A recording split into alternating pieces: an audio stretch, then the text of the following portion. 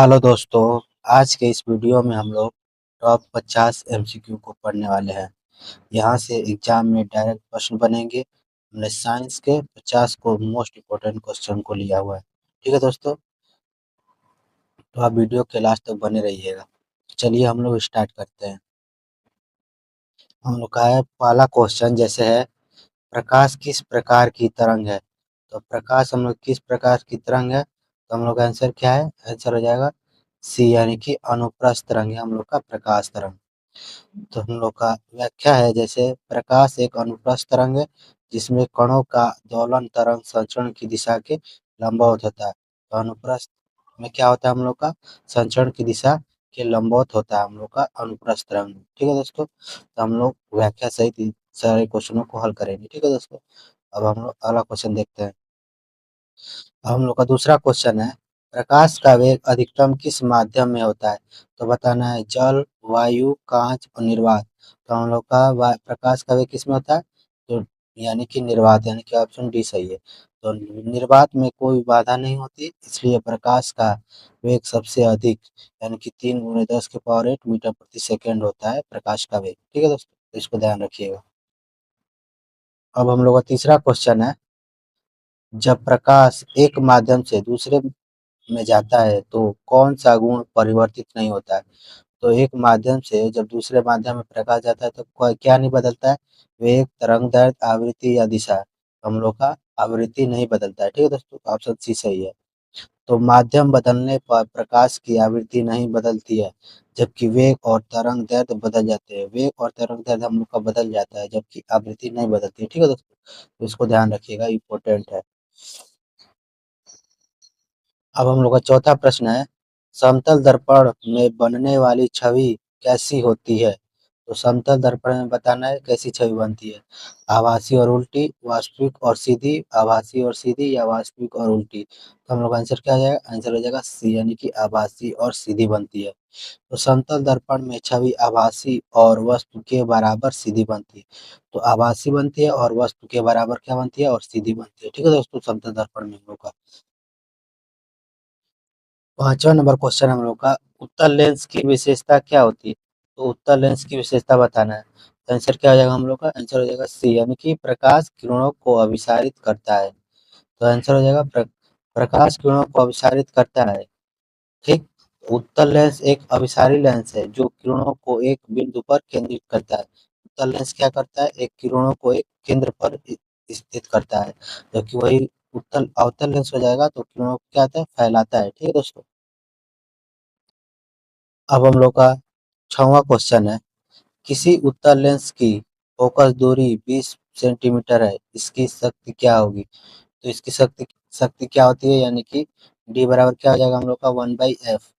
ठीक, तो हम लोग का एक और 20 रख देंगे यहाँ पर, और सेंटीमीटर में, मीटर में हम लोग का 1/f होता है, जबकि सेंटीमीटर में 100/20 हो जाएगा। ठीक, तो 20 हमारे को 5 से हमारा कट जाएगा, 20 पाँचे, तो हम लोग का डायोप्टर क्या हो जाएगा, 5 डायोप्टर हो जाएगा। ठीक है दोस्तों, तो शक्ति यानी कि 100, यानी कि अपन एफ फोकस दूरी यानी सेंटीमीटर में, तो 100/20 हो जाएगा, यानी कि 5 डायोप्टर हो जाएगा हम लोग का आंसर। सातवां नंबर क्वेश्चन है हम लोग का, दृष्टि दोष, निकट दृष्टि दोष को कैसे ठीक किया जाता है। तो दृष्टि दोष यानी कि जो दोष होता है निकट दृष्टि को कैसे ठीक किया जाता है, उत्तल लेंस द्वारा या अवतल लेंस द्वारा, सिलेंडरिकल या परावर्तक।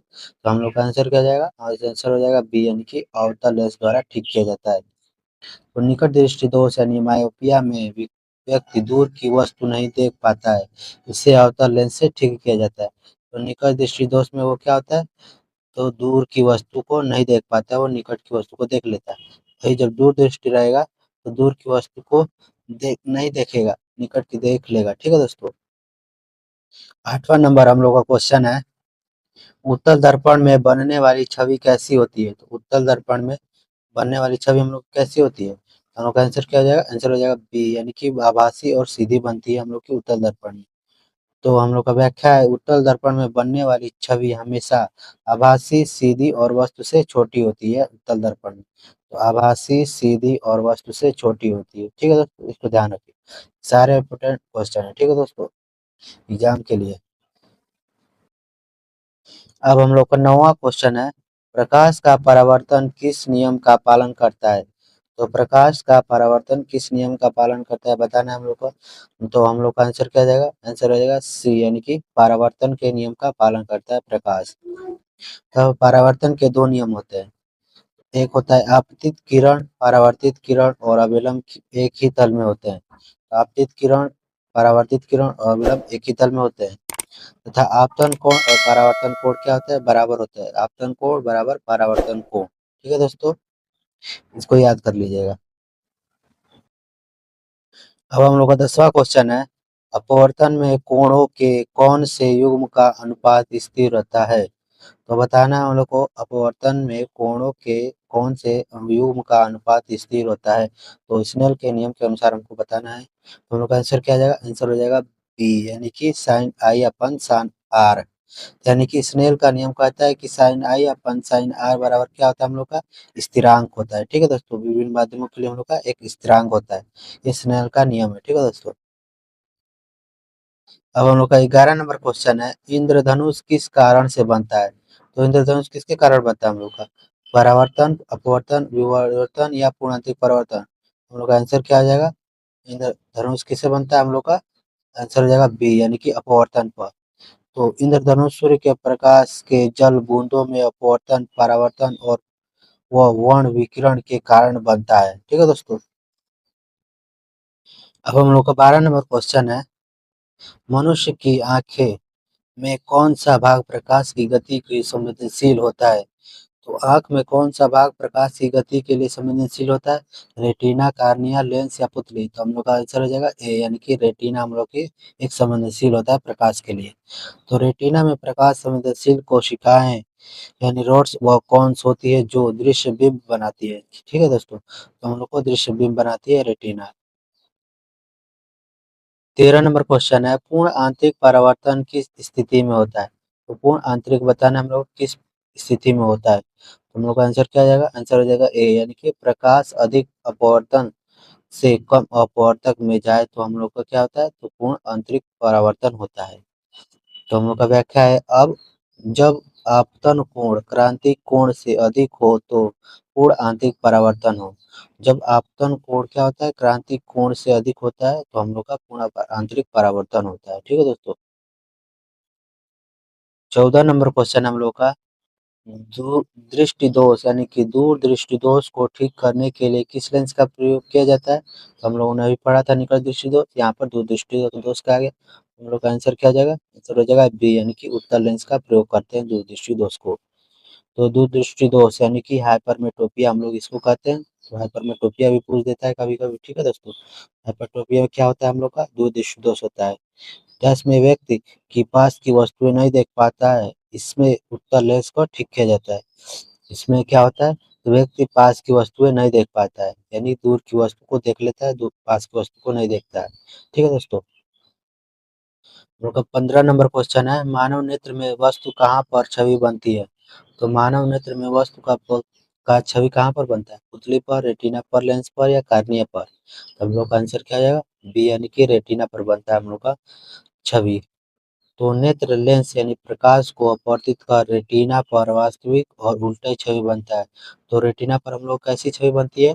तो वास्तविक और उल्टी छवि बनती है। ठीक है दोस्तों, तो ये इम्पोर्टेंट है। ठीक है दोस्तों, तो हम लोग का छवि कैसी बनती है? तो वास्तविक और उल्टी बनती है, ये भी क्वेश्चन पूछा हुआ है। हम लोग का 16 नंबर क्वेश्चन है, विद्युत धारा की इकाई क्या है? तो विद्युत धारा की इकाई बताना हम लोग का हो जाएगा, आंसर क्या आ जाएगा? सी, यानी कि एम्पियर। हम लोग की विद्युत धारा की इकाई क्या हो जाएगी? एम्पियर हो जाएगी। यानी विद्युत धारा का एसआई इकाई क्या होती है? हम लोग की एम्पियर होती है। तो 1 एम्पियर बराबर क्या होता है? कूलाम प्रति सेकंड होता है। ठीक है दोस्तों। 17 नंबर क्वेश्चन हम लोग का, वोल्टेज को परिभाषित करना है। तो वोल्टेज को कैसे परिभाषित करते हैं हम लोग का? तो हम लोग का आंसर क्या जाएगा? आंसर आ जाएगा सी, यानी कि दो बिंदुओं के बीच विभवांतर को हम लोग वोल्टेज से परिभाषित करते हैं। यानी व्याख्या हम देखते हैं, जैसे वोल्टेज वह कार्य है जो एक इकाई आवेश को एक बिंदु से दूसरे बिंदु तक ले जाने में लगता है, उसे क्या कहते हैं हम लोग? दो बिंदुओं का विभाजन को हम लोग वोल्ट कहते हैं। तो वोल्टेज वह कार्य है जो एक इकाई आवेश को एक बिंदु से दूसरे बिंदु तक ले जाने में लगता है। हम लोग का 18 नंबर क्वेश्चन है, ओम का नियम क्या कहता है? तो ओम का नियम हम लोग का क्या हो जाएगा? तो हम लोग का आंसर क्या हो जाएगा? आंसर हो जाएगा ए, यानी कि V बराबर आई आर।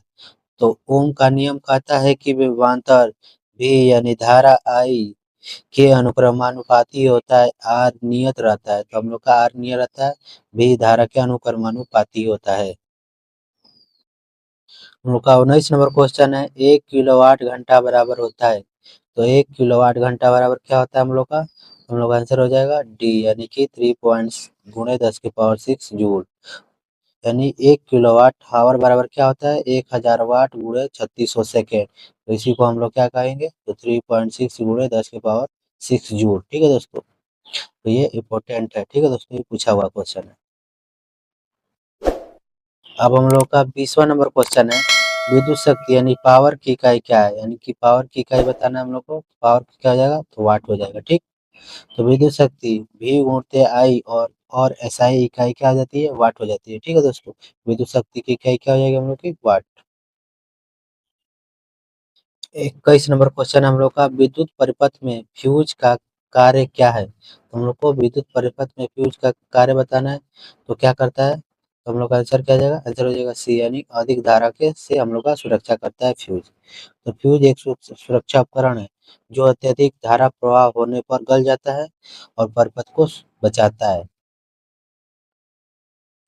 22 नंबर क्वेश्चन है हम लोग का, एक ओम प्रतिरोध का अर्थ है। तो एक ओम प्रतिरोध का अर्थ है क्या हम लोग का? तो आंसर क्या हो जाएगा हम लोग का? आंसर हो जाएगा ए, यानी कि 1 वोल्ट विभवांतर और 1 एम्पियर धारा हम लोग की क्या आती है?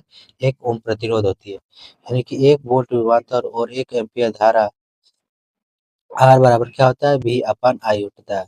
तो V अपन ए हो जाएगा हम लोग का बराबर आर, यानी कि 1 ओम। ठीक है दोस्तों,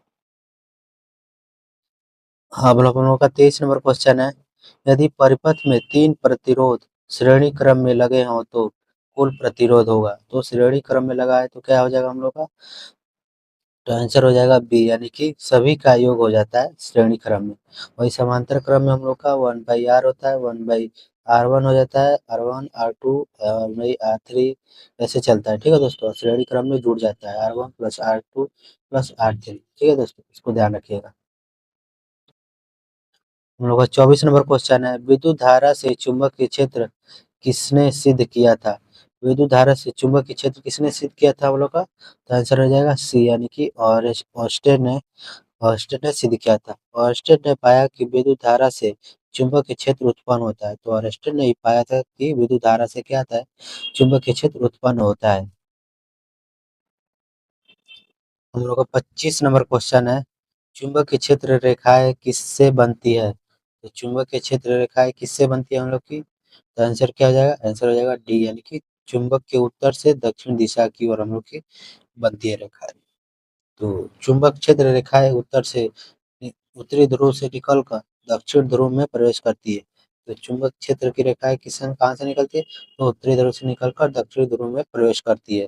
तो ये इम्पोर्टेंट है। ठीक है दोस्तों, इसको ध्यान रखिएगा। अब हम लोग का 26 नंबर क्वेश्चन है, जब प्रतिरोध समांतर में जोड़े जाते हैं तो कुल प्रतिरोध होता है। अब समांतर क्रम में बताना है, हमें बताया अभी। तो क्या आ जाएगा आंसर? डी, यानी कि 1/r बराबर 1/r1 plus 1/r2 plus dot dot ऐसे ही चलते चला जाएगा। तो समांतर क्रम में कुल प्रतिरोध का योग व्युत्क्रमानुपाती योग लिया जाता है। व्युत्क्रमानुपाती योग लिया जाता है। ठीक है दोस्तों, समांतर में। 27 नंबर क्वेश्चन हम लोग का, विद्युत धारा उत्पन्न होती है जब, विद्युत धारा कब उत्पन्न होती है हम लोग की? आंसर क्या आ जाएगा? आंसर हो जाएगा सी, यानी कि वोल्टेज हो और परिपथ बंद हो। तो वोल्टेज हो और परिपथ बंद हो तो विद्युत धारा उत्पन्न होती है। वोल्टेज धारा के लिए प्रेरक शक्ति है और परिपथ का बंद होना आवश्यक है। तो परिपथ बंद रहेगा और वोल्टेज धारा के प्रेरक शक्ति को दी है। ठीक है दोस्तों, और परिपथ का बंद होना आवश्यक है। ठीक है, तभी हम लोग की धारा बहेगी। लोग का 28 नंबर क्वेश्चन है, घरेलू बिजली सप्लाई का मानक वोल्टेज भारत में है। तो हम लोग का कितना है घरेलू बिजली की सप्लाई? तो आंसर क्या हो जाएगा? बी, यानी कि 220 वोल्ट। तो भारत में घरेलू बिजली 220 वोल्ट एसी पर मिलती है हम लोग की। 29 नंबर क्वेश्चन हम लोग का, विद्युत शक्ति का सूत्र है। तो विद्युत शक्ति का सूत्र बताना हम लोग का क्या हो जाएगा, सी हम लोग का आंसर हो जाएगा। पी बराबर क्या होता है, वी गुणित आई। यानी कि विद्युत शक्ति यानी पावर वोल्टेज और धारा का गुणनफल होता है। तो पी बराबर क्या होता है, वोल्टेज और धारा का गुणनफल होता है शक्ति। हम लोग का 30 नंबर क्वेश्चन है, आवेश की इकाई है, तो हम लोग का आवेश की इकाई क्या आ जाती है, आवेश की इकाई यानी सी यानी कि कूलाम हो जाती है आवेश की इकाई। तो एसआई इकाई क्या होती है, कूलाम है, और एक कूलाम बराबर क्या होता है, 6.24 गुणित 10 की पावर 18 इलेक्ट्रॉन।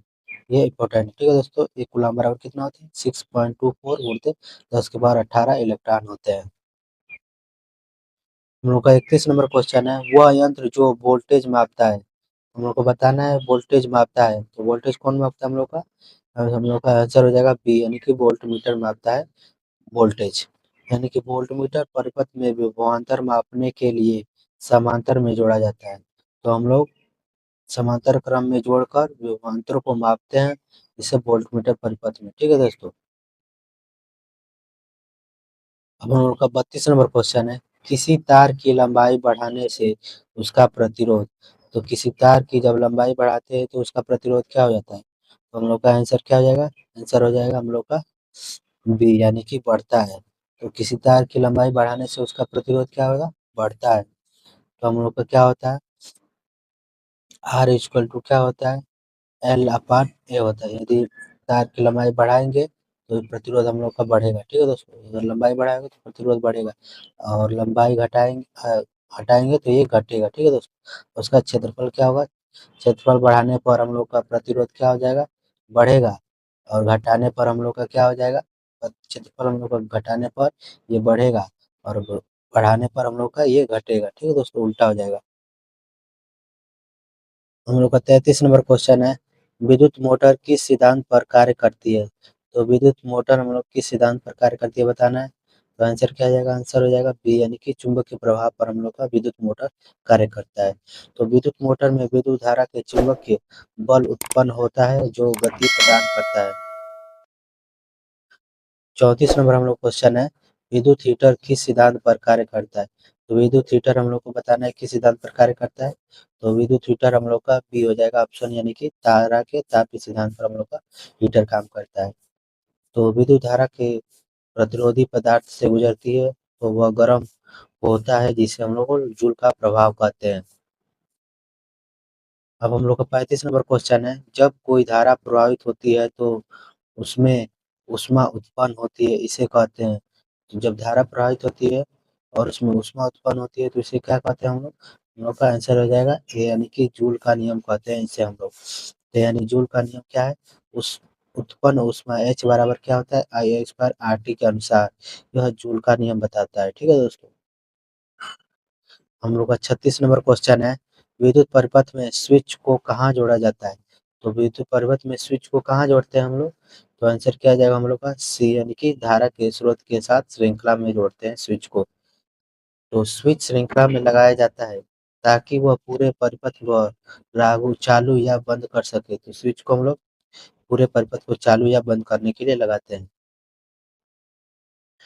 अब हम लोग का 37 नंबर क्वेश्चन है, गैल्वेनोमीटर का प्रयोग किस लिए होता है, तो गैल्वेनोमीटर का प्रयोग किस लिए होता है हम लोग का, उनका आंसर हो जाएगा सी यानी कि धारा का पता लगाने के लिए हम लोग क्या करते हैं, गैल्वेनोमीटर का उपयोग करते हैं। तो गैल्वेनोमीटर एक संवेदनशील यंत्र है जो यह दर्शाता है कि धारा बह रही है या नहीं बह रही है। तो धारा बह रही है या नहीं बह रही है बताता है गैल्वेनोमीटर। हम लोग का 38 नंबर क्वेश्चन है, शुद्ध प्रतिरोध मापन के लिए कौन सा यंत्र उपयोगी है, तो शुद्ध प्रतिरोध मापने के लिए हम लोग किस यंत्र का उपयोगी है हम लोग को, आंसर हो जाएगा सी यानी कि ओम मीटर। तो प्रतिरोध मापने के लिए क्या करते हैं हम उपयोग, तो ओम मीटर। तो ओम मीटर का प्रयोग विशेष रूप से प्रतिरोध मापने के लिए किया जाता है, ठीक है दोस्तों। तो ओम मीटर मापने के लिए किसका प्रयोग करते हैं, प्रतिरोध का उपयोग करते हैं।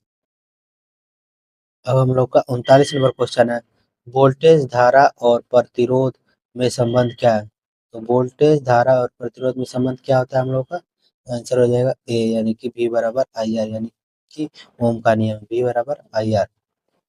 ये ओम का नियम है, वोल्टेज धारा और प्रतिरोध यह संबंध बताता है।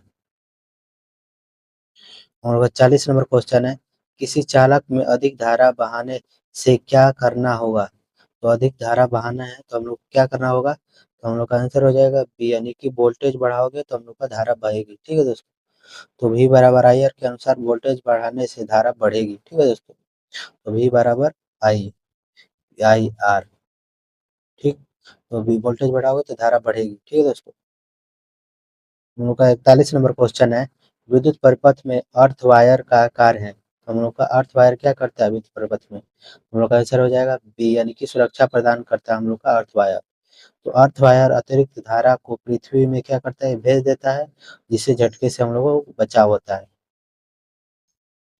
हम लोग का 42 नंबर क्वेश्चन है, प्रतिरोध का मात्रक है। हम लोग का प्रतिरोध का मात्रक क्या हो जाता है? तो हम लोग का सी, यानी कि ओम होता है प्रतिरोध का मात्रक।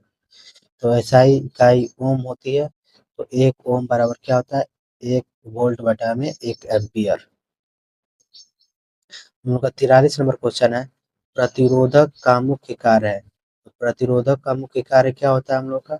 हम लोग का आंसर हो जाएगा ए, यानी कि धारा को रोकना ही प्रतिरोध का कार्य होता है। तो प्रतिरोधक का कार्य होता है कि वह प्रतिपथ यानी कि परिपथ में धारा के प्रवाह को सीमित करे। तो प्रतिरोध का कार्य होता है क्योंकि धारा के प्रवाह को सीमित कर कर रखे।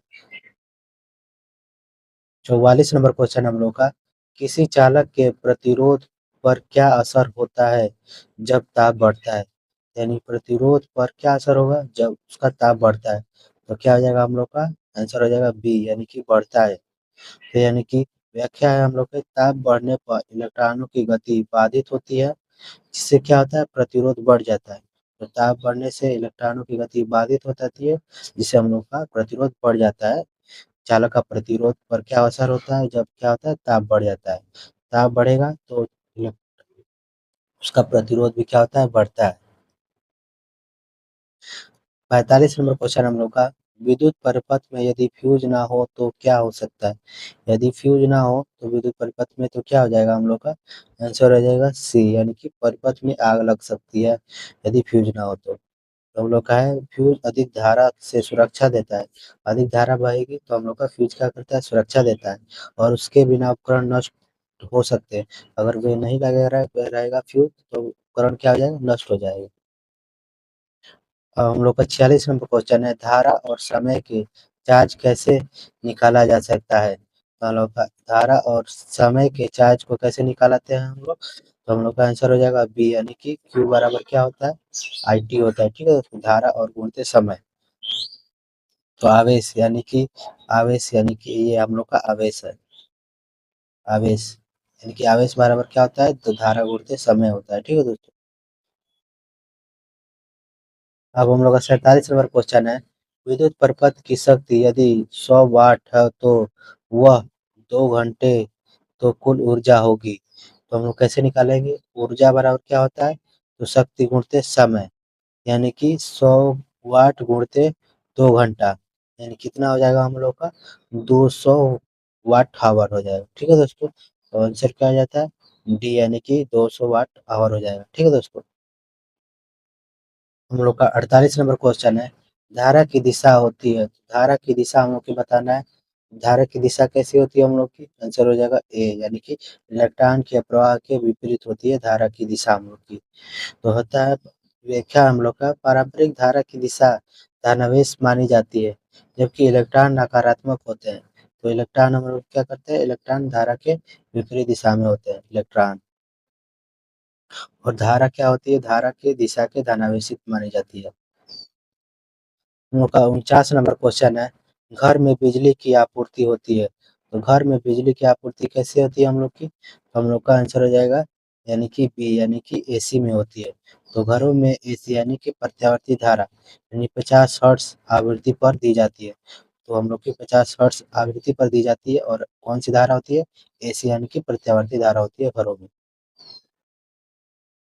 अब हम लोग का 50 नंबर क्वेश्चन है, यदि किसी बल्ब पर लिखा हो 60 वाट और 220 वोल्ट वोल्ट इसका मतलब क्या है हम लोग का? आंसर क्या हो जाएगा? आंसर हो जाएगा ए, यानी कि यह 60 वाट ऊर्जा खपत करता है। तो ये 60 वाट ऊर्जा खपत करता है, यानी कैसे हो जाएगा? तो बल्ब की क्षमता यानी कि पावर रेटिंग बताती है कि वह कितनी शक्ति का उपयोग करता है। तो बल्ब की क्षमता यानी कि पावर रेटिंग बताती है कि वह कितनी शक्ति का उपयोग करता है।